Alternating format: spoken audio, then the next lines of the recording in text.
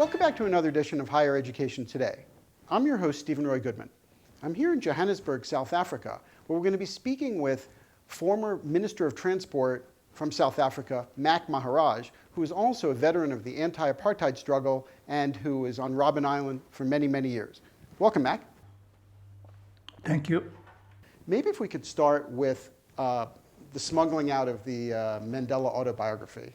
Most people in the United States know you for your work smuggling out the first part of the autobiography. Well, firstly, in prison, we were not allowed to write poetry or even our life stories. So the project of writing Mandela's autobiography was an unlawful act in itself. We wrote that during the first few months of 1976, and it was tasked to me to smuggle it out of prison. I concealed it with the help of other comrades in prison into the files that we constructed so that nobody could detect these things were coming out. We'd written it in tiny handwriting, and we smuggled it out with my study material, so that from there I took it out to Durban, and from there sent it on to London, where I went off and rewrote it now, transcribed it on type. And then how did you physically get it out of the prison? It was paper? It was hidden into the file covers that we had constructed. There were 60 sheets of fine paper, A4 format, which we then concealed in the covers of files. So you were pretty good at concealing things, and then ultimately you became the expert in terms of Operation Vula and all the efforts in terms of some of the very top secret things that took place. One of the things that I was hoping that we could chat about was Operation Vula, but also the part of that interacted with Africa hinterland as well. So in that operation, since a lot of Americans may not know that, arms were smuggled underneath the seats of tourists, and they were used as decoys when the arms were coming in. Yeah, it is true. I was commissioned by the African National Congress to lead an operation, a political military operation of beginning to resettle the leadership that was in exile and merge it with the leadership that had emerged inside the country.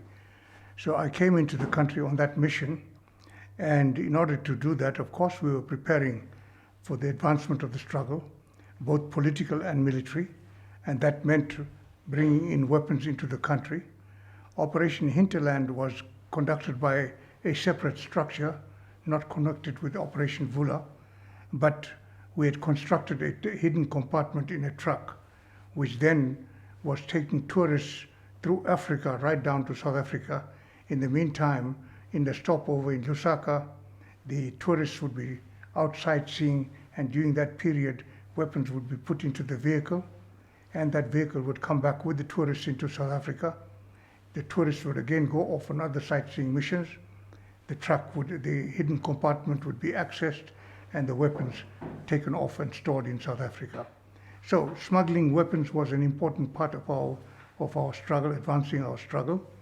And in Operation Vula, we had to do the same thing, but we had to find other mechanisms of how to smuggle in weapons from our neighboring countries, in particular Botswana, as well as Mozambique and Swaziland, and Zimbabwe at a later stage. Well, if I remember many of your colleagues, Nelson Mandela's comments about the armed struggle, when he kind of essentially said that the view of Chief Lutuli's view of not having an armed struggle, his whole thing, and I've read a number of your things as well, get to the point of, well, without the armed struggle, there wouldn't have been the leverage to have the negotiations in the first place.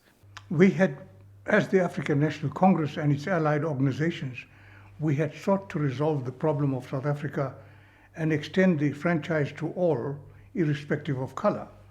But our peaceful efforts were getting us nowhere. And when the massacre of Sharpeville took place in 1960, and our organizations were all now illegalized, we had no option but to combine political mobilization together with the armed struggle. But more important for me is also to recognize that in that period then, we had the development of the anti-apartheid movement throughout the world. It began in Britain in 1959-60, and it played a crucial role because when the United States passed the AAA Comprehensive Sanctions Act against South Africa, it passed the most significant message to the apartheid regime that its ally, led by President Reagan, was no longer prepared to support the apartheid system as it had done in the past. And I think it played a crucial element in bringing the regime to the table to negotiate a way forward. And do you have any regrets about that decision in terms of in combining them? Not at all. I think that the reality is that in all cases, war is never the first option. The first option is try to resolve the contradictions and problems through discussion, through dialogue, using democratic means. But in South Africa, we were not given that space. All forms of protest were almost illegalized. A person having a worker at lunch break on the pavement drinking his tea in a mug with a photo of Mandela was sentenced to 3 years imprisonment just for having the photograph of Mandela on his cup. That's the degree to which we were illegalized to engage in any form of peaceful protest. And when the ANC set up its operation in Lusaka, what was the purpose of doing that? To set up an administrative center or to coordinate things from there? Originally, the African National Congress had sent out late President Oliver Tambo to go out to set up a support mechanism for our struggle while we were still waging peaceful forms of struggle. But already we were seeing that the illegalization of our organizations was driving us in a different direction. So Tambo's mission was to set up that support mechanism.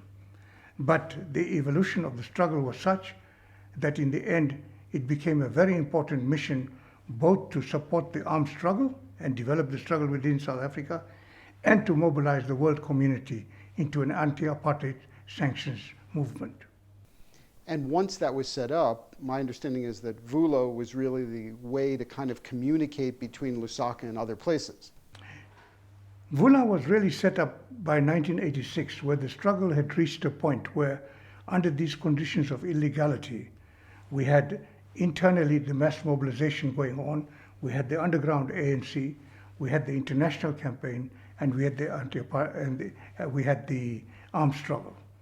Now, these were in silos, and it was needed to coordinate all this properly. And events were showing that we could not coordinate from Lusaka. We had to bring the leadership from outside, stage by stage, to locate inside the country, because the struggle now needed to be bred and developed intensively within the country. So that was the purpose of Vula. I was the first member of the National Executive to come in on that basis. Yes, communications was a crucial element in all this, because you cannot run a struggle where messages take, by the time they reach Lusaka, their purposes, the questions being raised have already been overtaken by events. So that's the purpose of Vula. But of course, using our communication channels, and we were, by the way, our researchers and developers were a step ahead of the internet, but we opened communications with Mandela in prison secretly, so that Tambo in exile was in direct communication with Mandela in prison. Well, there is something I wanted to ask about that, which is certainly Mandela knew and you knew that people were trying to listen to what you were saying. How did you make sure that what you were communicating back and forth was not being read in some way by the authorities? Nothing of that passed through the hands of the authorities, nor were they aware. I opened communications by sending a lawyer, who was a regular visitor of Mandela, together with his wife, but I had smuggled in a message written in very fine print, almost wrapped up to be like a cigarette. And he had to speak to Mandela under the table, touch Mandela's leg, and mention a name that Mandela and I had agreed in 1976 when I left prison. That the moment he mentioned that name and talked about the estate, etc., and other kosher issues, in the meantime, this message was passed to Mandela, and that began to open the channel. Thereafter, we recorded what was being talked about. We brought out, we would transcribe it, and Mandela would talk as if he was being very open. So he would be telling us things that he's discussed with the regime. But in the meantime, in that, there was the briefing for Tambo. Wow. And you designed this system. I didn't design it. There is a colleague, Tim Jenkins, who now lives in Cape Town in retirement. He, together with another colleague, Ronnie Press, who was a lecturer at Cardiff, ex-South African, my wife, who was in Zambia with me and who had done mathematics as a master's. These are the three elements that were put together. They researched and developed this, but the genius behind it was Tim Jenkins. Interesting. I wanted to get to the issue of ethics. You've had some years to reflect on this now. So is there anything that you and your colleagues did in the ANC that you regret? Is there anything that you wish you had done differently? Anything you wish that you'd done differently? First of all, the issue of turning to the armed struggle is a profoundly moral, ethical issue. And I believe that that goes inherently with the right of people to be equal in society. And it's not something that you turn to lightly. And in the course of the armed struggle, of course, the rules of the game are set by the authorities in power. And we in the ANC had to strive to use other forms of pressure to keep the rules somewhat controlled. And in pursuit of that, we signed the Geneva Protocol on Unconventional Warfare. The apartheid regime did not sign that agreement. So, overall, no regrets. Yes, a concern that the price we had to pay was pretty high and steep. 30 years of underground struggle, almost a century of trying in all forms, preceded by a resistance struggle from the day colonialism hit our continent. So there are forms of struggle that took place which we immediately did not realize where it was coming from. For example, there was a brutal mechanism of what was called necklacing, where people in their anger would take a tire, a motor vehicle tire, put it around the neck of the person, pour petrol on the person and set it alight. This was first done by a provocateur who was working for the regime. We did not know that. And he, at a mass gathering, celebrating, protesting against the killing of certain comrades in the struggle, he instigated the crowd and pointed to his girlfriend in order to shift attention from himself as an enemy agent. So that mechanism began to be seen as a popular mechanism. The ANC had this immense task from exile of how to bring that to an end. And if there is a regret, there are people who were innocent ones who got killed. That we fell into the trap and we had to find a way to pull ourselves out of it. Initially, the reaction was that this is a revolt of the masses. And then to realize, wait a minute, this is not something that we would support. It takes us down a road beyond the armed struggle for freedom into a struggle that now is becoming almost a criminal activity. And that criminal activity, as you well know, in the West was perceived as ANC versus Inkatha violence. Of course, it was promoted by the regime which controlled, and by a media which was controlled by the white business, and therefore the narrative was this is black on black violence. And it is only later that one or two newspapers were able to do investigative work and begin to show that no, behind this the apartheid regime was involved. So that was not something on the moment that you could react to and judge it because you had all the facts in front of you. You had to decide at that moment on the basis of the information you have. The media were reporting this as black on black violence. And by the 1989, 1990, we began to say, wait a minute, there's a problem here. This is not black and black violence. Behind it is a third force. And that third force turned out to be elements within the apartheid security system, and it is still not clear to what extent the leadership in apartheid had supported that, because the evidence before the Truth Commission showed that yes, right up to the President of South Africa, they knew about these activities. In terms of that perception of the narrative, what could have been done to prevent, if anything, that narrative from taking place? There was no way of preventing that narrative first from sticking, because the apartheid system had banned any news to be published that is in favor of the liberation struggle. It had banned even any story about somebody who's in prison. It had illegalized all forms of mass protest.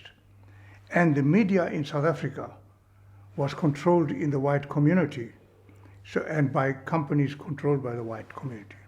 So it published the stories that was the narrative of the regime around the theory that the struggle for freedom in South Africa was a communist struggle, part of the Cold War on the side of communism.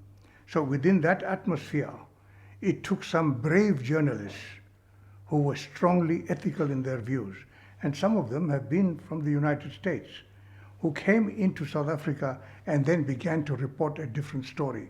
But they too did not have access to the facts. For example, the apartheid regime trained a black group's members in carrying out armed struggle in order to promote the black-on-black violence. So they trained them, but that information only came out in the 1990s.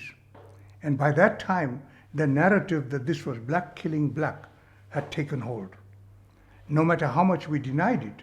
And so it became a job of the anti-apartheid movement around the world to also begin to encourage journalists from abroad to come into South Africa and try and show the true story of what was happening.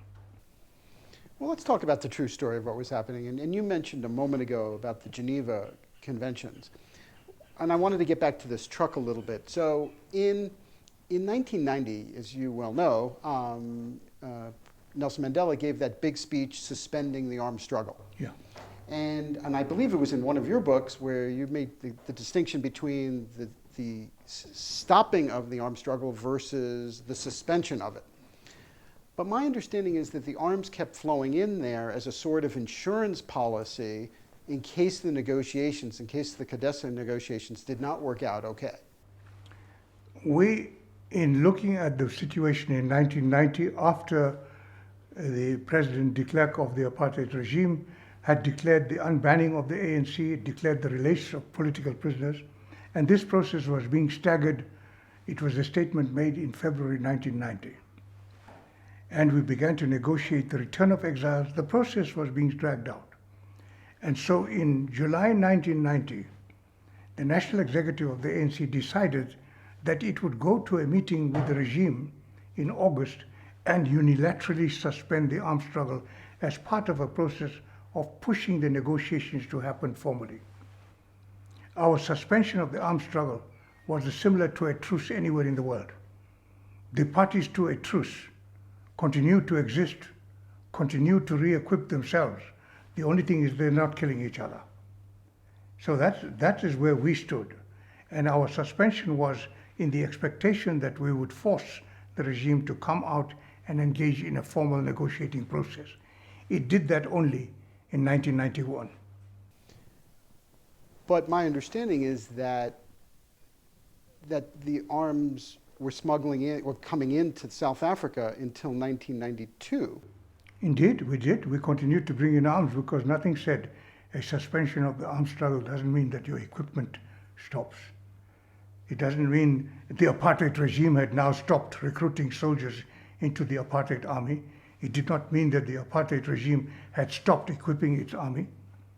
These were two armies confronting each other in a political struggle. The suspension did not mean that now we stop arming ourselves. What happens if the negotiations did not take place? Our options remained open. But our commitment then to say, yes, we want negotiations, but let's have it formally. And we said, let's have everybody at the table. The apartheid regime initially said, let's have an agreement at the top between 3 individuals. And we said, no, the population must be involved in this process. So this was a conscious decision to keep this going during that 4-year period. Not only a conscious decision to continue with that, but the second element that arose is that the so-called black on black violence was raging through the country. It was black people who were killing, but instigated and armed by the apartheid regime. What did we have to do to defend the communities? We set up self-defense units. We armed them so that they could defend the communities even while the negotiations were going on. And for that purposes, we signed the peace accord in 1991 and set up a mechanism that wherever violence fled, the peace process would try to diffuse the violence. But self-defense units were set up by the ANC to help the communities to defend themselves in the face of that violence. And to this day, you believe that that was the correct decision? If we did not do that, apartheid would still be in existence.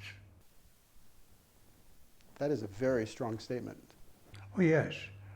Right up to the last moment in the negotiations taking place before the elections of 1994, the regime wanted a mechanism and a constitution where the white community as a minority population would hold the veto on any critical decision.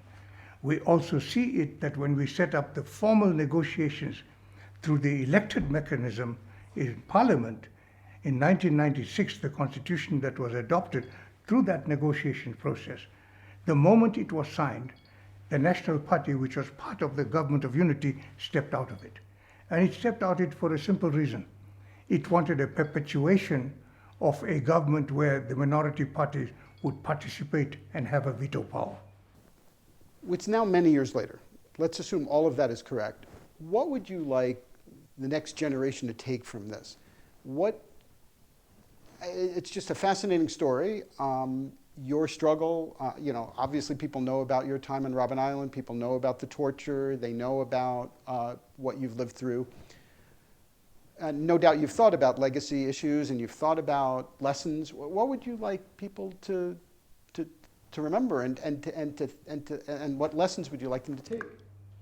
First and foremost, I would like every generation to treasure freedom. It is something that the human society has not achieved without intense struggles in every country around the world. In the United States, you had to wage a war of independence. And it was not all the Boston Tea Party of dumping tea into the sea. It was actual fighting that divided the country. So freedom is a precious jewel. And democracy is part of that process of taking us to a free society.